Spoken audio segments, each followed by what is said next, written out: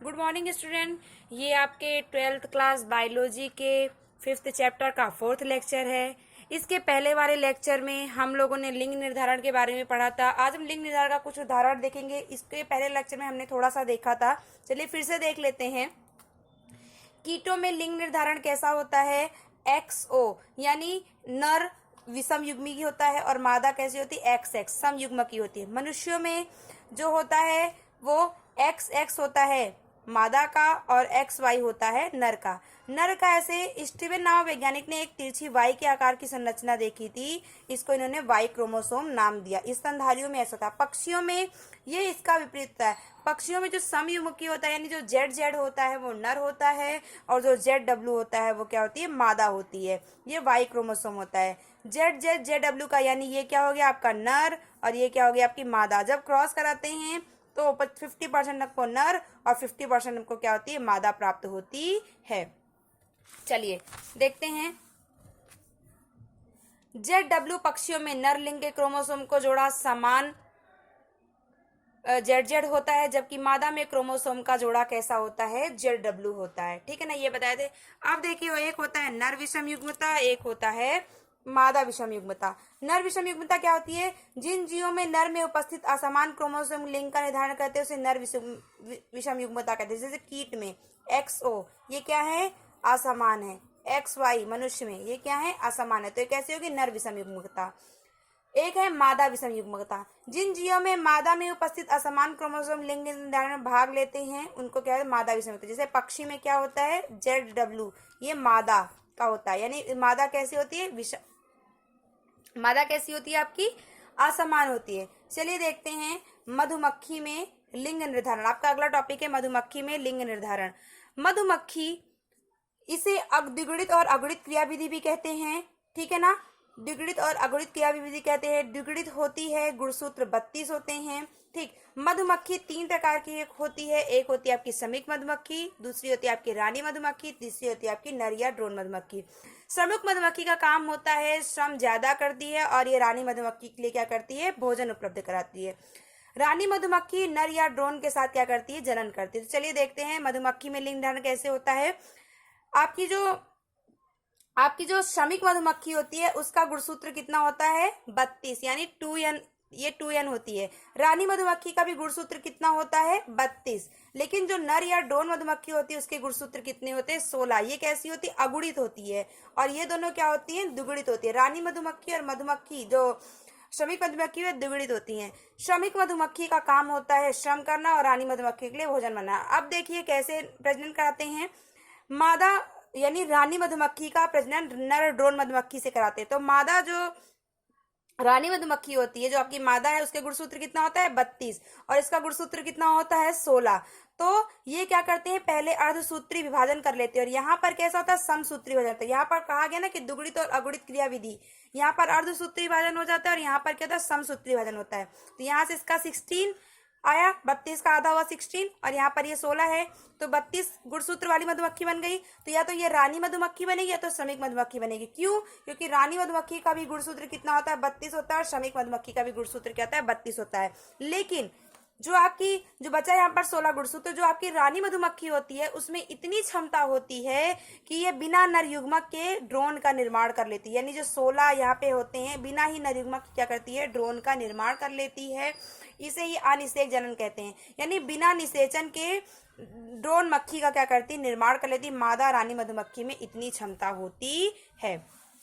चलिए next topic है आपका मानव में लिंग निर्धारण।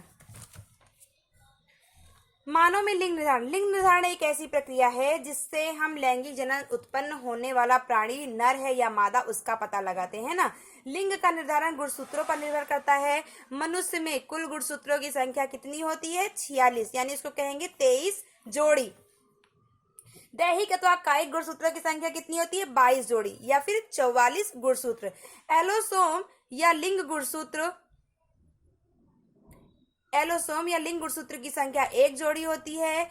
इसी लिंग गुणसूत्र से लिंग का निर्धारण होता है। यानी जो XY होता है उसी से और XX होता है, यानी इसी से क्या होता है? ये हमारा लिंग गुणसूत्र होता है, ये हमारा मादा का होता है और ये हमारा क्या होता है? नर का होता है। इसी से हमें लिंग निर्धारण क्या होता है? पता चलता है। नर में लिंग गुणसूत्र की संख्या x तथा y होती है, जबकि मादा में लिंग गुणसूत्र की संख्या XX होती है। इन्हीं गुणसूत्रों की सहायता से नर या मादा का निर्माण होता है। अब देखिए कैसे होता है। नर का ये XY है और मादा का ये XX है। दोनों का गुणसूत्र क्या है? 46 है। यहाँ पर अर्धसूत्री भाजन होगा तो गुणसूत्र क्या हो जाएगा? ठीक है ना। इसके बाद जो है यहाँ पर देखिए XY XX दोनों का क्या हो गया? XY बना, यहाँ पर XX बना। विभाजन कराएंगे, निषेचन कराएंगे, XX x का XY फिर XY फिर XX, यानी 50% संतान क्या होगी? नर होगी, 50% संतान क्या होगी? मादा होगी। इस प्रकार से मनुष्यों में लिंग निर्धारण होता है। चलिए देखते हैं। नर का Y गुणसूत्र ही नर तथा मादा का लिंग निर्धारण करता है। नर का Y गुणसूत्र ही क्या करता है? नर तथा मादा का क्या करता है? लिंग निर्धारण करता है। चलिए नेक्स्ट टॉपिक है आपका उत्परिवर्तन। उत्परिवर्तन क्या होता है? अचानक से परिवर्तन। उत्परिवर्तन ऐसी प्रक्रिया है जो डीएनए के अनुक्रम में बदलाव होने से क्या होती? उत्पन्न होती। उत्परिवर्तन एक ऐसी प्रक्रिया है जो डीएनए के अनुक्रम में, यानी डीएनए का जो क्रम होता है बच्चों, आपका डीएनए इस प्रकार से होता है। ये आपका डीएनए होता है, डीएनए स्ट्रैंड होता है। इसमें क्या होता है? नाइट्रोजन क्षार लगे थे, जैसे एडेनिन ग्वानिन साइटोसिन, एडेनिन के साथ थाइमिन लगा है। तो इसका जो अनुक्रम होता है उसमें जब बदलाव हो जाता है तो लक्षण भी क्या होते हैं? हमारे बदल जाते हैं। इसी को हम क्या बोलते हैं? उत्परिवर्तन। ठीक है ना। फिर से देखिए, दृश्य प्रारूप जिसके कारण जीव के जीनोटाइप यानी जीन प्रारूप और दृश्य स्वरूप में परिवर्तन हो जाता है और डीएनए में क्या होती है? विविधता आती है। जैसे ये देखिए आपका डीएनए स्ट्रैंड है। डीएनए कई पॉलीन्यूक्लियोटाइड श्रृंखलाओं से बना होता है। इसमें कई नाइट्रोजन क्षार पाए। नाइट्रोजन क्षार क्या होता है? दो प्रकार के होते हैं। एक आपका होता है प्यूरिन, दूसरा आपका होता है पिरिमिडिन। प्यूरिन यानी एडेनिन और guanine, pyrimidine thymine, cytosine, uracil. DNA में एडेनिन, ग्वानिन, थाइमिन और साइटोसिन पाया जाता है, जबकि आरएनए में एडेनिन, ग्वानिन, साइटोसिन और यूरेसिल पाया जाता है, थाइमिन नहीं पाया जाता। एक नाइट्रोजन क्षार में यानी एक डीएनए में 4 ही प्रकार के नाइट्रोजन क्षार पाए जाते हैं, यूरेसिल नहीं पाया जाता है।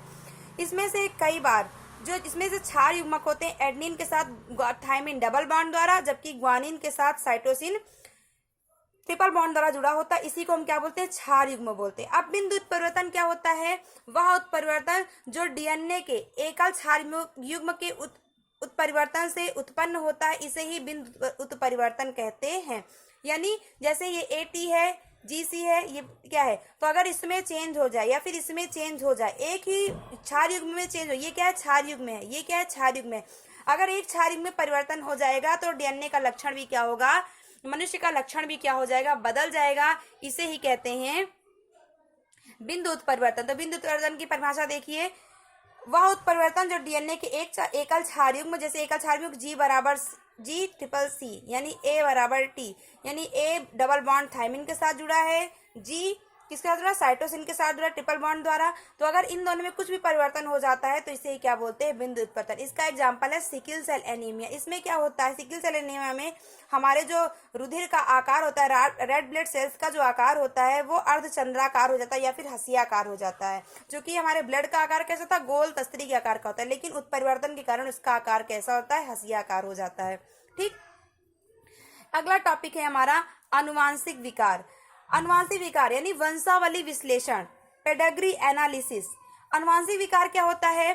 क्रोमोसोम और जीन के स्तर पर परिवर्तन के कारण उत्पन्न होने वाली जो बीमारियां होती है उसको हम आनुवांशिक विकार कहते हैं। यानी अगर हमारे क्रोमोसोम में परिवर्तन हो जाए, हमारे जीन में परिवर्तन हो जाए और उसके कारण जो बीमारी उत्पन्न हो जाए, जो आनुवांशिक विकार हो जाए, उसको क्या बोलते हैं?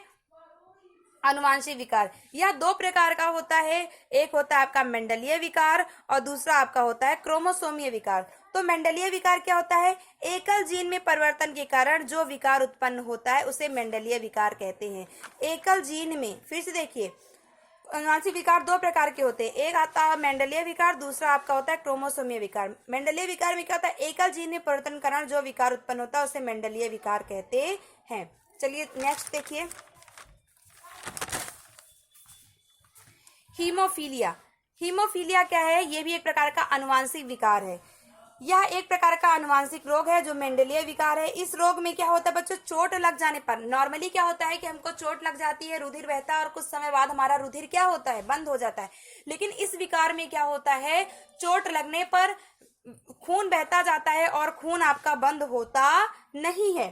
ठीक, यह रोग रक्त में उपस्थित प्लाज्मा के प्रोथ्रोम्बिन, ठीक है ना, प्लास्टिन प्रोटीन की अनुपस्थिति के कारण होता है। ठीक है ना, थ्रोम्बोप्लास्टिन प्रोटीन जो होता है उसकी अनुपस्थिति के कारण होता है।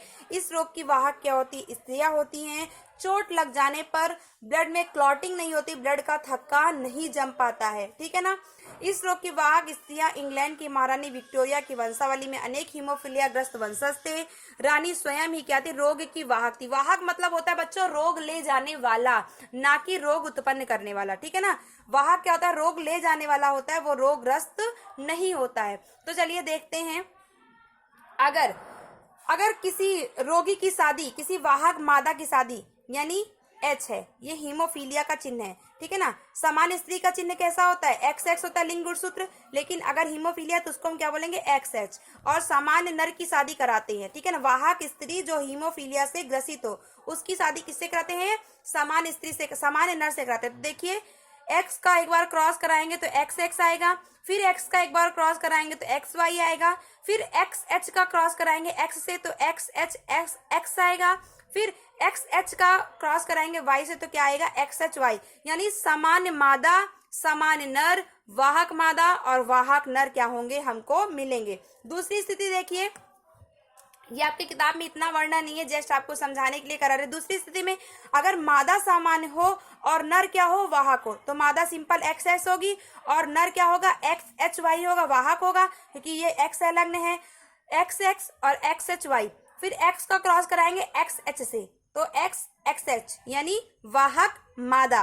ठीक, एक्स का क्रॉस कराएंगे वाई से तो यानी सामान्य नर, फिर एक्स का क्रॉस कराएंगे एक्स एच से, फिर वाहक मादा, फिर एक्स का क्रॉस कराएंगे वाई से तो सामान्य नर, यानी 50% क्या होंगे, सामान्य नर मिलेंगे और 50% क्या होंगी, आपको वाहक मादा मिलेंगे। नेक्स्ट है आपका तृतीय स्थिति। तृतीय स्थिति में देखिए कि वाहक स्त्री की शादी वाहक नर से कराते। वाहक स्त्री है यानी दोनों ही वाहक है, एक्स एच इसमें भी है और एक्स एच इसमें भी है, तो क्या होगा, पहले एक्स का क्रॉस कराएंगे एक्स एच से तो क्या आएगा, एक्स एक्स एच, फिर एक्स का क्रॉस कराएंगे वाई से तो क्या आएगा, एक्स वाई, फिर एक्स एक्स का क्रॉस कराएंगे एक्स एच से। ठीक, तो एक्स एच, फिर एक्स एच का क्रॉस कराएंगे एक्स वाई से तो वाहक पुरुष आएगा। यानी इसमें वाहक स्त्री, सामान्य पुरुष, और जो ये स्त्री होगी ना, अगर दोनों ही क्या होगी तो ये मर जाएगी, ये भ्रूण में ही क्या हो जाएगी, मर जाएगी। ठीक, जो ये कन्या बनेगी। ठीक, और ये एक्स एच वाई कैसा बनेगा, वाहक पुरुष। ये तीनों स्थिति आपको मैंने बता दी।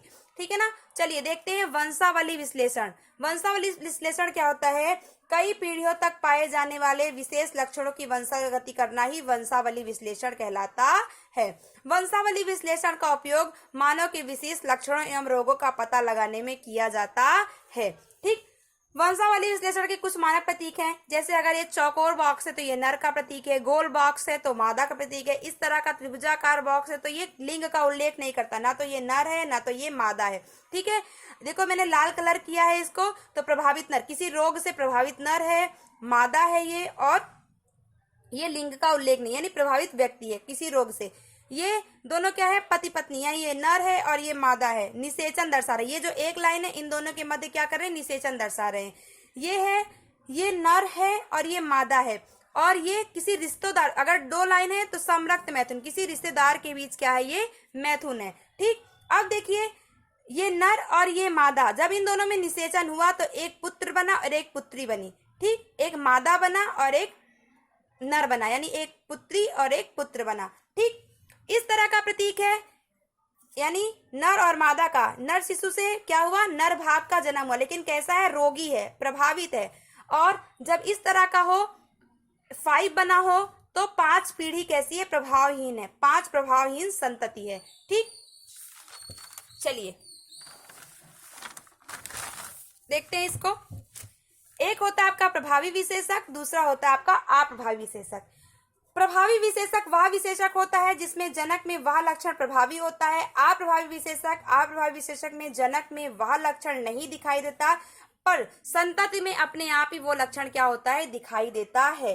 ठीक है ना, संतति में अपने आप ही क्या होता है, वो लक्षण दिखाई देता है। प्रभावी विशेषक में विशेषक प्रभावी होगा जिसमें जनक में वह लक्षण प्रभावी होता है, लेकिन अप्रभावी विशेषक में जनक में तो लक्षण नहीं होगा, पर संतति में अपने आप वो लक्षण दिखाई देगा। इसका एग्जाम्पल है मायोटिक डिस्ट्रॉफी, मायोटिक दुष्पोषण, या प्रभावी विशेषक का क्या एग्जाम्पल है।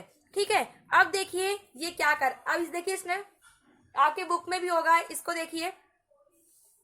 प्रभावी मादा और अप्रभावी नर का जब निषेचन कराते हैं तो हमें 4 संतानें प्राप्त होती है। एक अप्रभावी मादा, एक प्रभावी नर, एक अप्रभावी मादा और एक प्रभावी मादा। ठीक है, फिर से देखिए, पहली कंडीशन क्या है, जब प्रभावी मादा और अप्रभावी नर की जब शादी कराते हैं, निषेचन कराते हैं, तो हमें 4 संतान प्राप्त होती हैं। अप्रभावी मादा, प्रभावी नर, अप्रभावी मादा और प्रभावी मादा।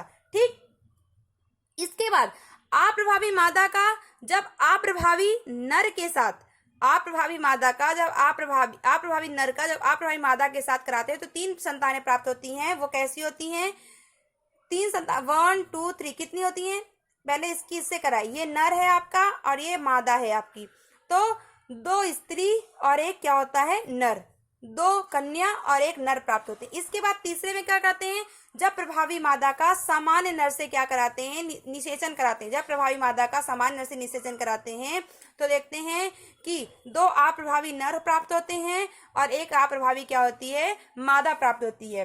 ठीक, तो ये कैसा था, आलिंगी क्रोमोसोम पर प्रभावी विशेषक, जैसे कि मायोटेनिक दुष्पोषण, यानी ये प्रभावी मादा के साथ निषेचन कराया तो यहाँ पे मुझे प्रभावी मिला, यानी प्रभावी आलिंगी क्रोमोसोम प्रभावी विशेषक का मायोटिक, जैसे मायोटिक दुष्पोषण।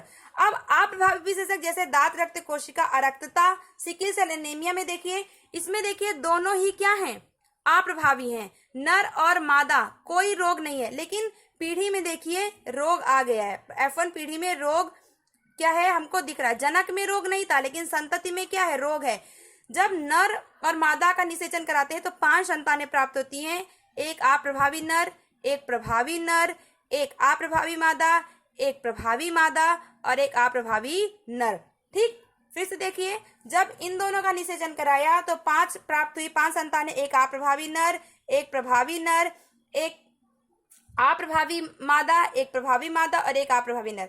अब जो अप्रभावी मादा है और अप्रभावी नर है, जब उन दोनों का निषेचन कराते हैं, यानी सेकंड स्टेप, ये आपका फर्स्ट स्टेप है, जब सेकंड स्टेप है, इन दोनों का निषेचन कराते हैं तो एक प्रभावी नर और 2 अप्रभावी क्या होते हैं, मादा प्राप्त होती हैं। जनक में रोग नहीं था लेकिन संतति में प्रभावी होता है। मेंडल के विसंयोजन के नियम के अनुसार द्वितीय पीढ़ी में क्या होता है, प्रभावी होता है। प्रथम पीढ़ी में तो क्या होता है, आपको देखिए अप्रभावी है, लेकिन द्वितीय पीढ़ी में क्या होता है, ये प्रभावी होता है। आज के लिए बस इतना ही, इसके नेक्स्ट वीडियो में हम वर्णांतता के बारे में पढ़ेंगे। Thank you.